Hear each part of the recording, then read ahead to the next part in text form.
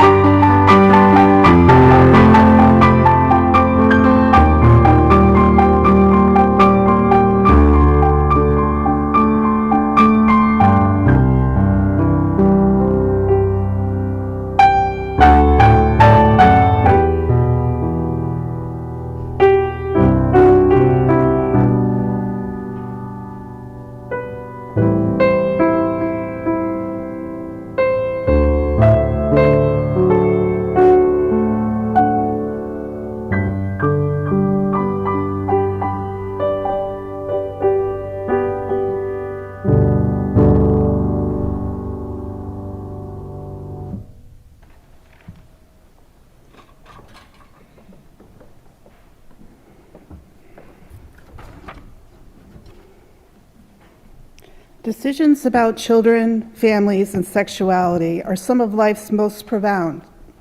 Our Unitarian Universalist faith holds central the inherent worth and dignity of all people, which includes a belief in the sacredness of all bodies and the importance of self-determination and human agency. As part of a liberatory reproductive justice movement, we affirm our commitment to building a world in which all people are able to make choices about their bodies, their health, and their families within safe, thriving communities. This is from the Unitarian Universalist website. I invite everyone to rise in body or spirit for our chalice lighting, and will remain standing for the first hymn. Denise will light our chalice. We light this chalice to reflect our commitment to advocate for the ability of all families and communities to realize a sense of wholeness with regard to their sexual and reproductive lives. We strive to create safe and healthy environments for children and for just and compassionate laws for family planning, reproductive and sexual health, and gender equity, adapted from the UU website. Please continue to stand for hymn number 1019 in the teal hymnal.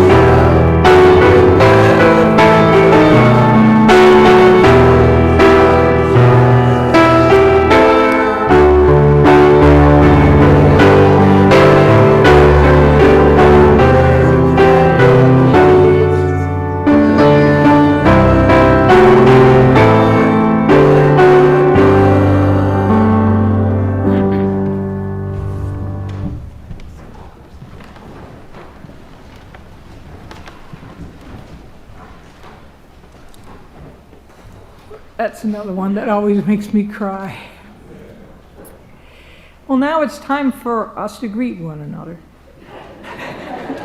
Those of you in the Great Hall, please extend a welcome to those who are near you and take a moment to greet those joining us on Zoom by waving at the camera. If you're on Zoom, you're invited to turn on your videos, wave, and say hello in the chat. It's helpful to switch to gallery view.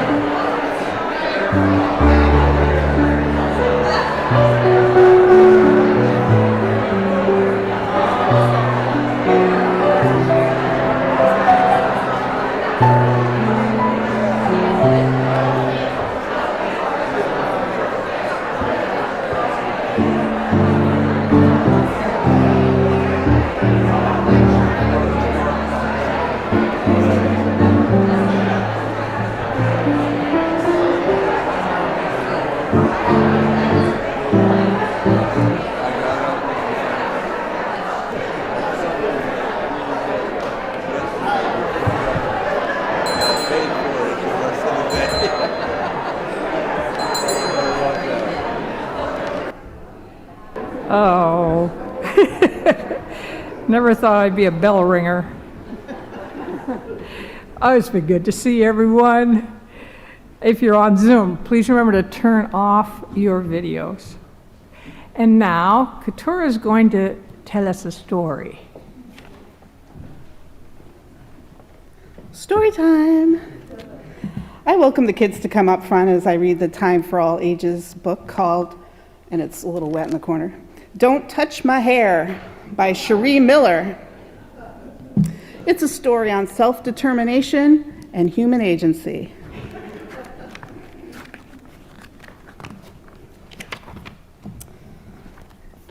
I'm Aria, and this is my hair. Look at that, both pages. I love my hair. It's soft and bouncy and grows up toward the sun like a flower. I love it up or down, styled or wild. I don't care. I just want it to be free. Actually, everyone loves my hair too. When I walk down the street, I hear so many compliments. It's so big. How did you get it so fluffy? I wish I had hair like that. It's great that people love my hair, but some love it a little too much. They want to touch it. I don't like this. What does it feel like? Oh, I want to feel it too. Me too. They're so curious about my hair that they try to touch it without even asking for permission. I get very good at avoiding hands. I have to start looking for ways to hide my hair. I try blending in with the scenery, but I'm quickly spotted. Over here! Here she is! I try hiding underwater, but that doesn't last long. Oh wow, I love your hair! Can I touch it? Look at all the sea creatures, oh my goodness. I escape to the jungle, but the critters just can't keep their hands to themselves. Let me touch, me first, no me. Even in the tallest castle tower, someone is always there, ready and waiting to touch my hair. Girl, your hair is fierce. No matter how far I go, it doesn't seem to matter. How do you get it so big? She really goes out to space? My goodness. Finally, I find a place where no one wants to touch my hair. But after a few hours, I get lonely. I decide to go home. I try my best to ignore the attention, but as a hand sinks into my hair, wow, it looks so soft. Oh, it's so soft. I decide I can't take it anymore. Oh boy, here it comes. That's it. That's enough. Don't touch my hair. This is my hair. It's great that you love it. I love it too. But please, just look and don't touch without my permission. The next time someone wants to touch my hair, they ask, "Can I touch your hair?" I reply, "Not today." Okay. Now it feels great to walk down the street without anyone trying to touch my hair. My curls are free to reach for the sun just like a flower. Some people still ask to touch my hair, but if I say no, they listen. "How are you today?" "Hello."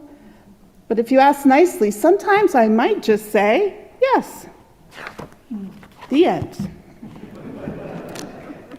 And now we will sing the children out.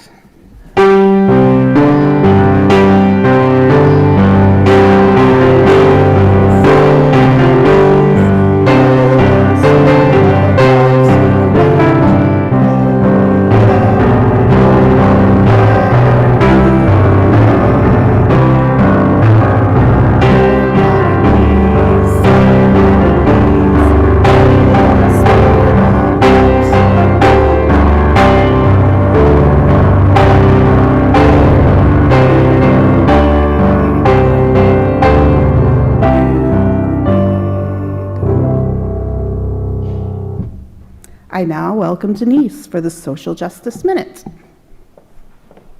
Good morning. It goes without saying that all of us who believe in democracy and true justice for all are being tested at this moment. We may be experiencing a sense of whiplash as each day there is yet another momentous and often catastrophic political, social, or environmental event that causes our attention to be taken from one vital concern to another. The reproductive rights team at USNF is grateful to have this morning to focus on an issue that matters deeply to us. Access to safe and legal reproductive health care is a profound human right that has been not only endangered, but in many places in our nation, outlawed. Our time together each week is brief and sacred, and we hope that today we can focus this potent energy to consider what underlies this issue, that is, human sovereignty and self-determination. On Sunday, March 29th, USNF and the Reproductive Rights Task Force of the Franklin County Continuing the Political Revolution, FCCPR, in conjunction with the Amherst High School's Feminist Generation, will co-sponsor a reading and book signing for authors Loretta Ross and Marlene Freed from 2 to 4 at the Mount Toby Friends Meeting House in Leverett. Their book, Abortion and Reproductive Justice, An Essential Guide for Resistance, is a bold and practical guide to countering the anti-choice movement that is actively trying to criminalize all forms of reproductive health care. And now Liz will read today's meditation.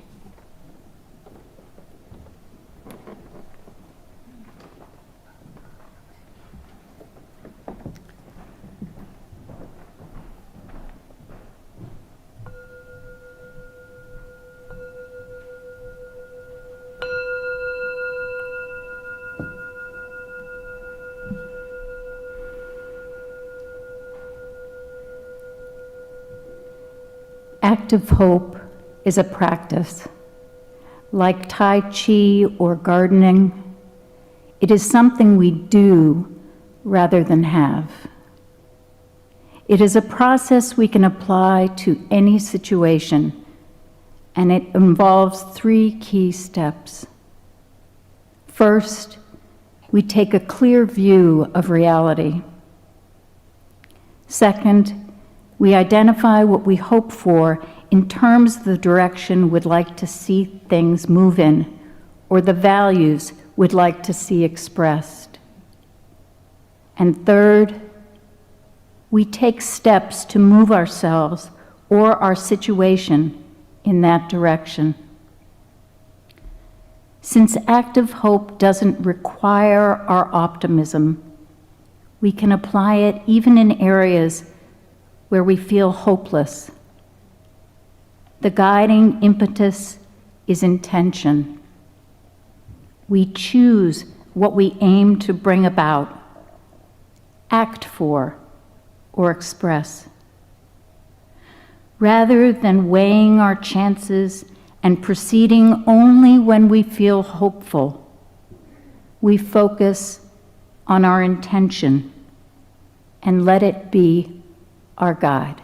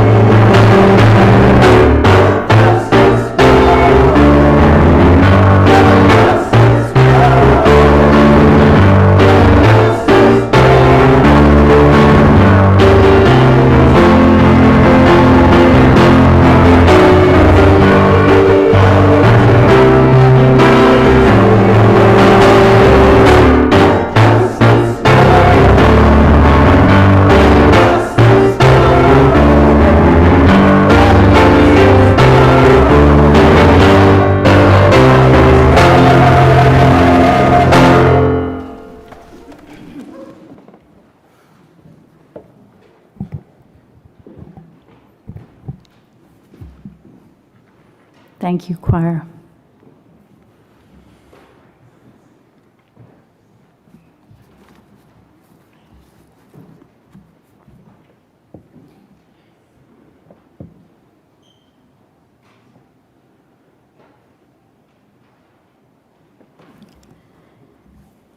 I had 2 abortions within the decade when this procedure first became legal in 1973. You may wonder why. Was I a victim of incest, rape, or involved in an abusive or unsupportive relationship? Or was I ignorant of the reproductive process? Perhaps my economic circumstances precluded my caring for another human being. Was the pregnancy unsustainable? Were fetal abnormalities detected? Or was my life at risk if I continued the pregnancy? Maybe it was a choice I made because being pregnant at the ages of 18 and 20 was inconvenient. Or did my birth control method fail? There are innumerable reasons why people choose to terminate a pregnancy. My reasons are private, though.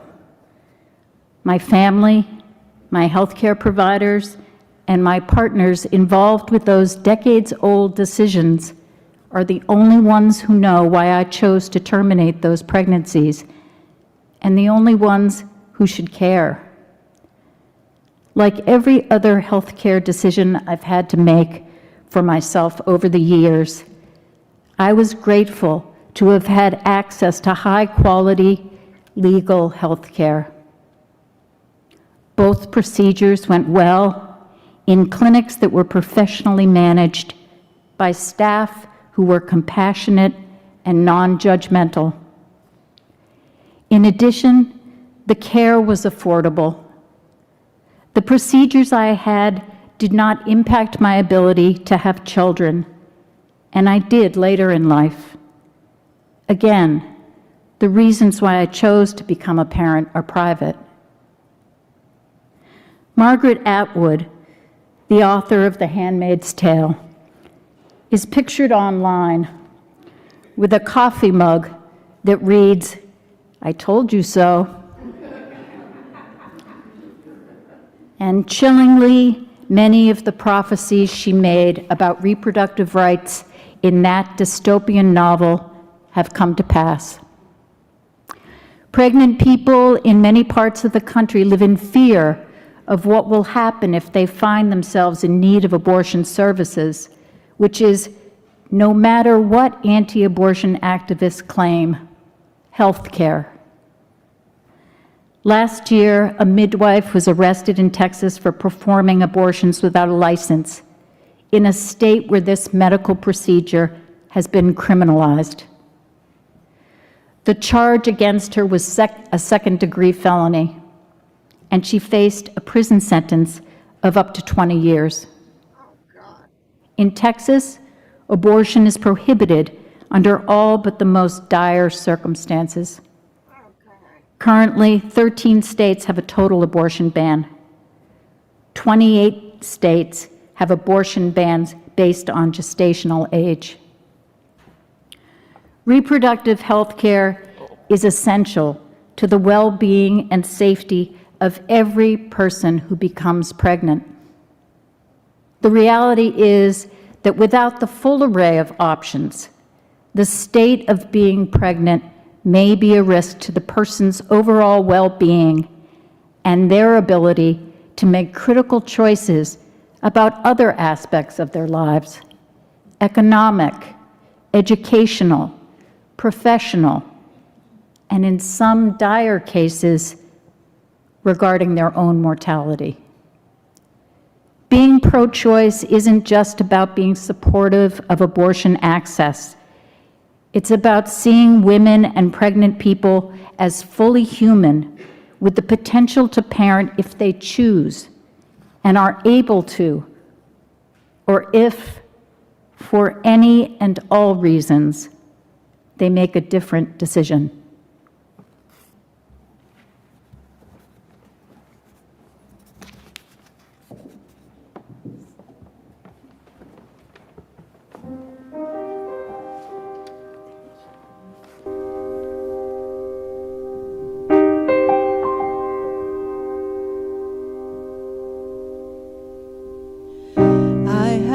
my scars, you have yours.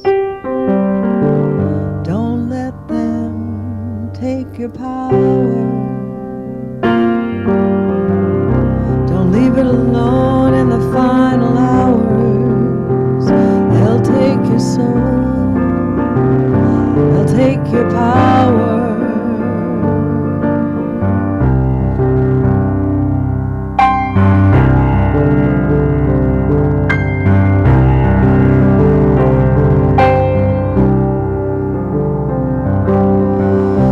Dark is out there, the light is going fast until the final hour. Your life forever changed, and all the rights you had yesterday are taken away, and now you're afraid.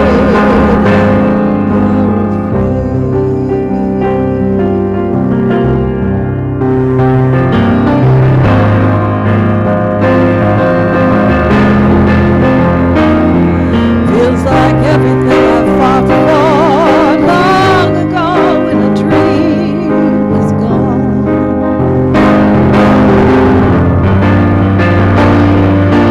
Someone said the dream is not over. The dream has just begun. The dream has just begun. Feels like everything I fought for long ago in a dream is gone. But the dream is not over. The dream has just begun.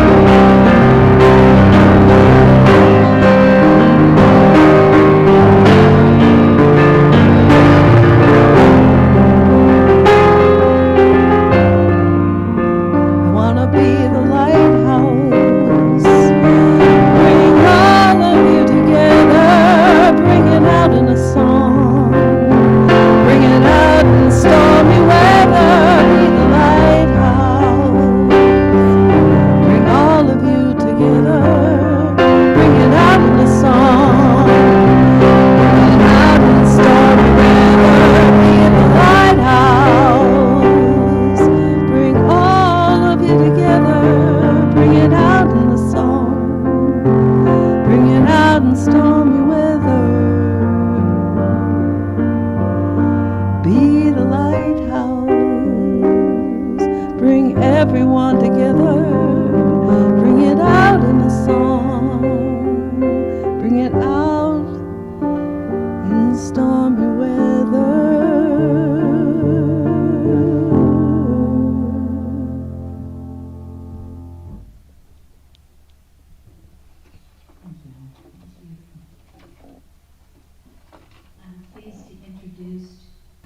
Carrie Baker.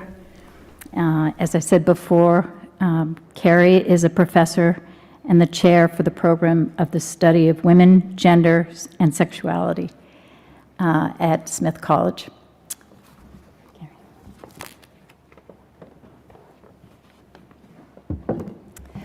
Thank you so much for having me here today.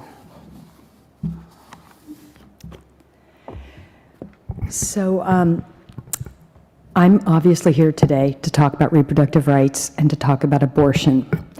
But I want to put it in a larger context because obviously a lot is happening today in our country. And I think the fight around abortion is actually a microcosm of what's happening more broadly and a really good lesson. So I've been covering the abortion rights movement for years. The last 6 or 7 years, I've been closely covering the abortion pill activities for Ms. Magazine, and that coverage grew into this book, this scholarly book, which is available open access from Amherst College Press. And it was published in December of '24, but I'm continuing to cover the movement. I have the current cover issue of Ms. Magazine, and I have a lot of free copies in the back, and also cards for a free year subscription to Ms. If you don't have a current subscription, which some of you may not even realize it's still publishing, but it is, you can get a free print subscription. A lot of what it publishes today is actually available online, so I encourage you to go online and just get their weekly digest or their daily digest. I'm often in it. Just this week, I published a story on the underground abortion pill network, which is vibrant, and I'm going to tell you a little bit about it today. But first, and maybe this is because I'm watching Ken Burns' American Revolution, but I really think we need to put the current moment in historical context. So bear with me. It almost might be because I'm an academic.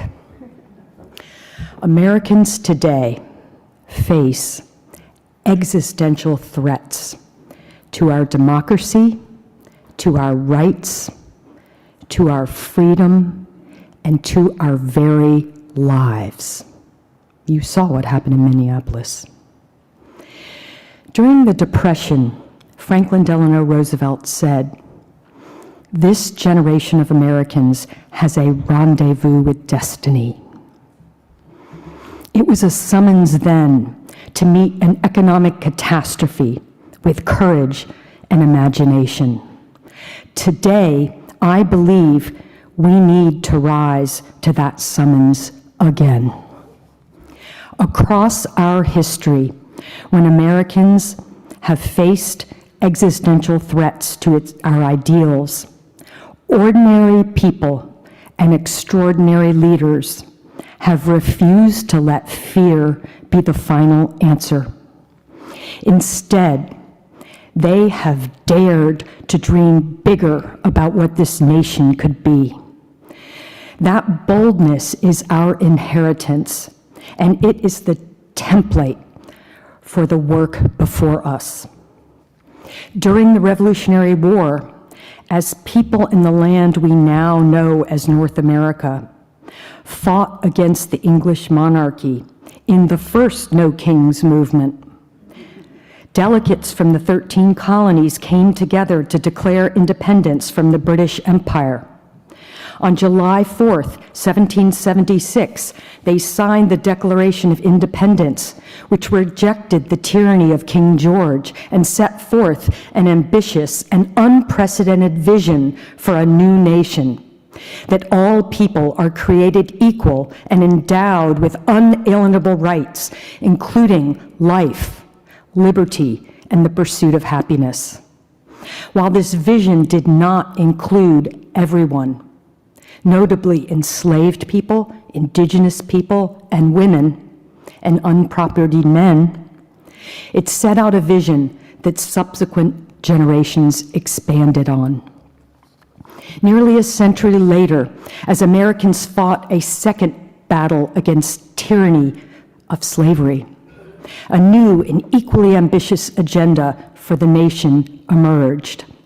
During the Civil War, after 50,000 people died at the Battle of Gettysburg, President Abraham Lincoln delivered the now iconic Gettysburg Address on November 19, 1863. In it, he declared that these dead shall not have died in vain, that this nation under God shall have a new birth of freedom, and that government of the people, by the people, for the people shall not perish from this earth. In the ensuing years, the nation enshrined that vision into law by passing 3 constitutional amendments that abolished slavery, granted citizenship and equality to all people, and enshrined voting rights for Black men. These constitutional amendments set out a new vision for democracy. In the 1930s, the economy collapsed, and the social safety nets we now take for granted did not exist. FDR called for a new vision, the New Deal. He said, "The test of our progress is not whether we add more abundance to those who have much, It is whether we provide enough for those who have little. Social Security, unemployment insurance, labor protections, those were not mere programs. They were a redefinition of what government could be, a tool to protect human dignity in times of crisis. The 1960s was another turning point in our nation's history. As Black Americans marched for civil rights, white Americans attacked them with billy clubs, snarling dogs, and fire hoses. Once again, Americans rose up to meet the moment. On August 28, 1963, the Reverend Dr. Martin Luther King articulated his vision. I have a dream that one day every valley shall be exalted, every hill and mountain shall be made low, the rough places will be made plain. With this faith, we will be able to hew out of the mountain of despair a stone of hope. In the years following, President Lyndon B. Johnson signed landmark civil rights legislation, outlawing race discrimination, protecting voting rights, and opening the door to increased immigration, helping to build our multiracial, multi-ethnic democracy that has fueled American progress and prosperity over the last 60 years and moved us closer to our founders' words that all people are created equal and endowed with unalienable rights, including life, liberty, and the pursuit of happiness. These four periods, the 1770s, the 1860s, the 1930s, and the 1960s, were critical inflection points in our nation's history when we faced existential threats that were moments of rupture. These moments of crisis exposed injustices. Our ancestors could have reverted to fear and retrenchment, but in each case, Americans instead imagined and built a bolder, more just future. These moments of crisis spurred people to reimagine what America could be and offered opportunities to pursue ambitious and inspiring new directions. We are once again at a turning point in American history, and I would argue as significant as the ones I just described. As we fight a new tyrant with renewed No Kings protests in the streets and halls of power. As our democracy teeters, we are once again called upon not only to live up to our founding ideals of liberty and equality for all, but to grab a hold of this moment as an opportunity, as our forebears have repeatedly done, to envision an entirely new future, one that is more just, more caring, and that makes us better than we were before. Will we rise to meet this moment for our descendants as our forebearers did for us? Rather than simply fighting to restore what we had before Trump, we must conjure a new birth of freedom that is truly of the people, by the people, and for the people. That is why I want to ask you right now to dream with me. Not a nostalgic picture of yesterday, but an audacious vision of tomorrow. I dream of an economy that is fair, living wage jobs for all who work, paid family and medical leave, a real safety net where no one is left out. I dream of housing that is plentiful and affordable, health care that is universal, including contraception and abortion care that is free and accessible to all, including teenagers.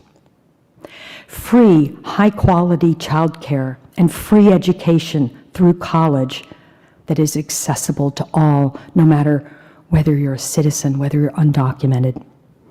I dream of clean air, clean water, healthy land, of abundant support for the arts, of a nation that protects the rights of LGBTQ people, including full access to health care. Also, people with disabilities, people who have come here to make a new life. I dream of no guns and investments that choose life over war. What is your dream? Hold it for a moment. If our ancestors could dream and act in the face of war, slavery, economic collapse, and the violence of segregation, surely we can rise to meet the urgent demands of our time. So let me be concrete about one area where this kind of dreaming and doing is already happening, and where ingenuity and courage and compassion have created new possibilities, even as the forces of regression try to close them down. I want to speak about abortion access, because it has become for many a test case of what our democracy allows, and because it so plainly implicates liberty and equality at the level of the body.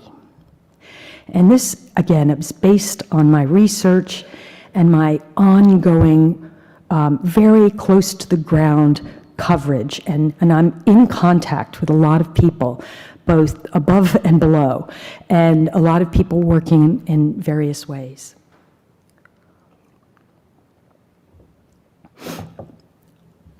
So long before Dobbs and long before Trump, abortion care has not been accessible to people in the United States. Matter of fact, it never was accessible, even after Roe.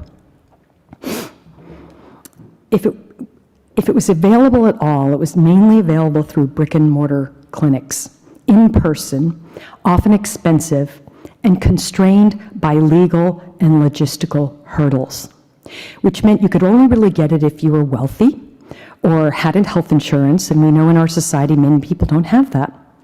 If you lived in cities, we know a lot of people live in rural areas that don't have transportation. It's very hard for young people to get it. But then activists and public health advocates began to think outside the box. Two public health researchers, Francine Coito and Elisa Wells, while studying maternal mortality overseas, noticed something important. In some countries, pharmacies sold abortion medications cheaply, over the counter. You could just walk into a pharmacy and buy them for $7. Here in the United States, if you were lucky enough to actually get to a clinic, they cost, here in Massachusetts, $700. $700. Why? Because the medications called mifepristone and misoprostol, which are safer than Tylenol and easy to use, were so wrapped up in red tape by our FDA because of anti-abortion pressure, and also because of our for-profit medical system. Coito and Wells returned to the United States with a new vision, a completely outside-of-the-box vision. They wanted to make abortion pills more accessible. They wanted to put abortion pills directly in the hands of women and people who could get pregnant. They formed an organization called Plan C and got to work to figure out ways to do just that. First, they realized that there were a lot of online pharmacies based overseas that were selling abortion pills inexpensively with no need for prescriptions. So they created a mystery shopper research program to test these pharmacies and the medications they sold. Many were reliable and sold quality medications. So Plan C posted the results of their research at plancpills.org, their website, to share the reliable vendors of quality abortion pills, to begin to make that option available to people who couldn't afford to go to a clinic. Then they worked with doctors and researchers to get the FDA to remove long-standing prohibitions on telehealth prescription of abortion pills. During the pandemic, when telehealth became widely available, a federal court lifted the restriction on in-person, requiring in-person distribution of abortion pills. And then the Biden administration later permanently lifted that restriction. Plan C then worked to train doctors, nurses, and midwives on how to set up telehealth clinics. And telehealth became more and more available. Many states still banned it, though. After the Supreme Court reversed Roe v. Wade in June of 2022 in Dobbs, close to half of states banned abortion, as you heard. Well, progressive states, starting right here in Massachusetts, passed laws allowing our clinicians to do telehealth abortions to any state in the union. They redefined care as happening where the provider is located rather than where the patient is located. So our clinicians began to mail pills to people in states like Texas, Louisiana, and Georgia. 8 states passed these kinds of laws, and clinics began to mail pills to people in states with bans. Now, people in states with bans, 15,000 people a month are receiving telehealth abortion from those 8 states. 15,000 people a month. This is life-saving care, because keep in mind, half of people that have abortions in the United States live in poverty. Another quarter are low income. These are people that can't travel to states for care. Remember, pills are safer than Tylenol, and they're very easy to use. It's really making people in Texas mad, the aunties in Texas. As a result, despite abortion bans, access to abortion has significantly increased since Roe was overturned. It's up 20%. Isn't that interesting? Over 2/3 are done with medications. Over 1/4 of all abortions now are done by clinicians using telehealth. And many more are done outside of the medical system. So that up 20%, we're just talking about what's happening in the medical system. And I'll talk about the stuff outside. Now, I'm not saying more abortion is necessarily good. I'm saying more access is good for people that need it. Now, I can talk about why I think more abortion is happening, and I think it has a lot to do with Trump's policies on eliminating the social safety net. Because a major reason people have abortions is they can't afford children. And so Trump's eliminating contraception and the social safety net, so people need abortion. And so, what we need is a stronger social safety net and contraceptive access so people don't have unwanted pregnancies. But if they're going to have unwanted pregnancies, and if they can't support the children they have and need abortions, they should have access. And abortion pills are a really easy way to do that. But, okay, so let me just back up a second. So women still travel long distances for care if they can afford it, but many are using telehealth care because it's much more affordable, convenient, and private. And more are discovering this option every day as word gets out. These avenues for access resulted from activists thinking creatively, not taking no for an answer, being persistent, and being courageous. Those doctors in Massachusetts that are mailing to Texas are taking a chance. They don't travel to Texas because Ken Paxton will arrest them. They're taking a chance. But they are doing it because they're mission-driven, they're determined, and they want to be there for women that need them and people who are pregnant that need them. So now Republicans are fighting this access in multiple ways, including lawsuits, legislation, pressure on the FDA to withdraw the abortion pill mifepristone from the market. And they're also, criminally indicting some of these doctors, but, our governors are refusing to extradite them. But reproductive freedom activists are preparing for the possibility that mifepristone will be withdrawn from the market. And I'll tell you how they're doing that.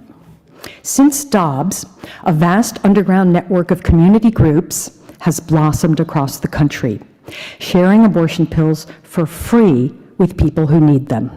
And by the way, a lot of these people are grandmothers who remember the time before Roe and are like, nope, not going to happen again. Do you remember the Jane Collective? Some of you may remember that. This is the 21st Century Jane Collective. They're like, no way. We are not going to let this happen. My granddaughters are going to have access. And so anyway, I love interviewing these grandmoms. They're so fiery. Read my latest article. I've got some just delicious quotes from them. But anyway, these groups, these underground community groups, have shared these medications with over 150,000 people over the last 3 years. Wrap your mind around that. This is on top of the stuff happening within the medical system. And by the way, this is extra legal, which is like my, soft way of saying totally illegal.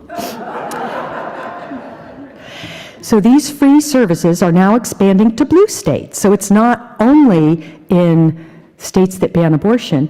By the way, they just expanded to Maine, Michigan, Alaska. I mean, Maine has legal abortion, but there's big rural areas in Maine where people don't have access. And so they hear people want it, so they've expanded to Maine. Abortion's legal, but barriers exist for people in rural areas, low-income people, or people needing more privacy than working with a clinician allows. Community groups, which are vetted and verified by Plan C, do not require payment, use encrypted email that they delete within 24 hours, and offer the option of sending the pills in unmarked packages if preferred for safety and security. I can tell you more in happy hour if you want to know more, not happy hour, whatever that is back there. So I promise I'm almost done. I know I'm probably out of time. In addition, people are buying these medications from the vetted websites, and they're also, and this is important, obtaining these pills from international telehealth providers serving the U.S., which offer sliding scale fees. And I've interviewed a lot of those, and I have stories if you want to learn more about them. These providers are prepared to ramp up their services if the FDA pulls mifepristone from the U.S. market. Finally, if that happens, U.S. providers, including those telehealth providers I mentioned earlier, have pledged to provide misoprostol alone for abortion, which is nearly as effective and just as safe, although it's a little bit of a harder process. So this whole movement has a deep infrastructure of support for people using abortion pills. Medical support, emotional support, logistical support, security support, and legal support in multiple languages. It has a vast network of trained doulas for people wanting support while using the pills, and it has people who are spreading the word about what abortion pills are, how to get them, and how to use them. These activists believe in bodily autonomy. They believe in the importance of people being able to make decisions about their own lives and health without the interference of strangers or politicians. It's been exciting to document this movement in my scholarship and public writing. It's inspiring to see the creative, determined, and courageous activists who are fighting so hard for the dignity, bodily autonomy, and health of women and people who can become pregnant. They don't want to go back to where we were before Roe was overturned. They want so much more, and they are getting it. They are revolutionizing abortion health care. It will never be the same. This crisis has blown the whole thing open. We will never go back. And this is what I hope for everything. I hope that they are going to so regret what they've done.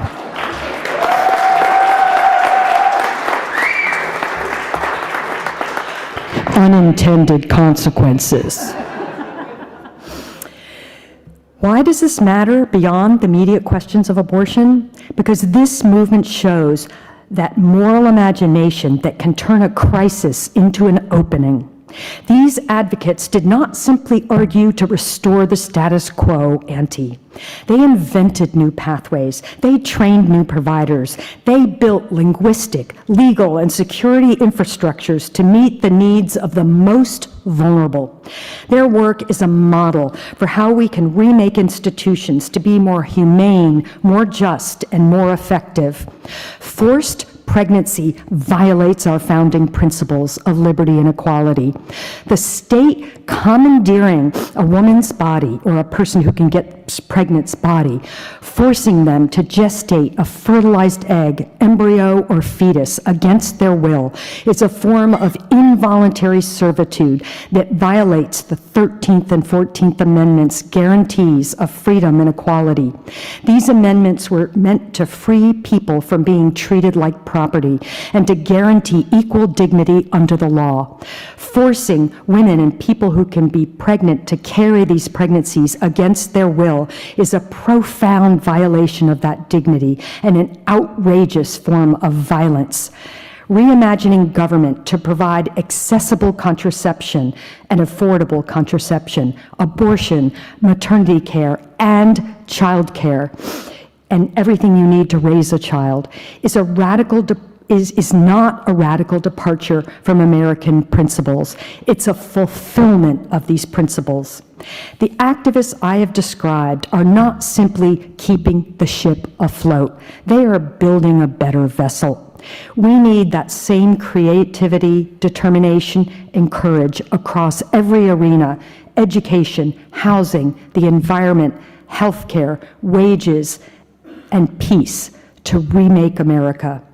I urge you to focus on what you are fighting for, not just what you are fighting against. Like those before us, we can turn the current crisis into an opportunity to move closer to our founding principles by advancing an audacious, unapologetic vision rooted deeply in the long American tradition of working toward liberty, equality, and justice. We today are facing our generation's rendezvous with destiny. Let us meet this destiny with clarity, courage, and a vision that our children and grandchildren deserve. Thank you very much. Thank you. Thank you. Thank you. Thank you. Thank you. Appreciate it. Thank you.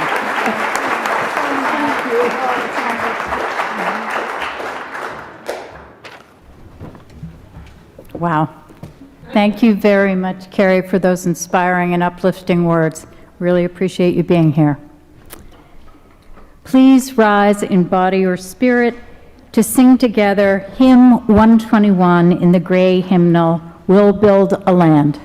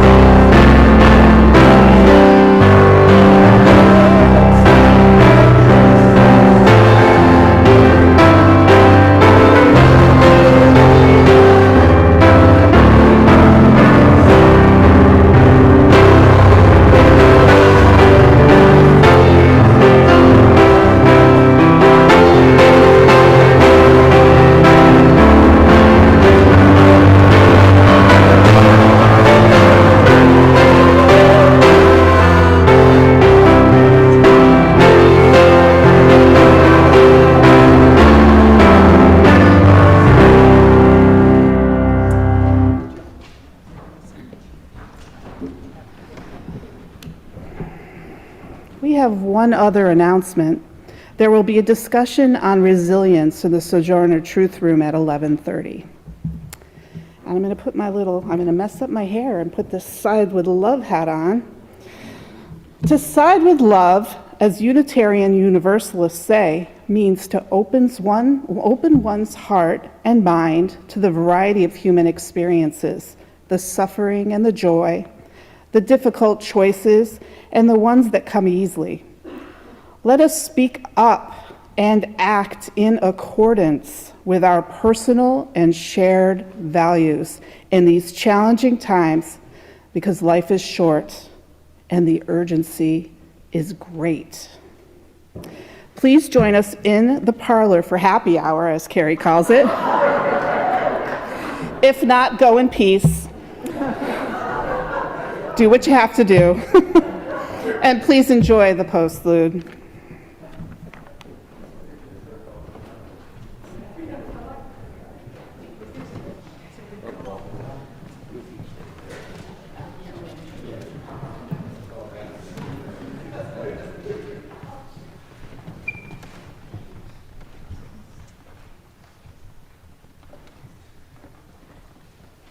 This is a bit of an audience participation experience. We're going to kind of teach it to you. The chorus is going to sing the part that at the end we're hoping you'll join in with us.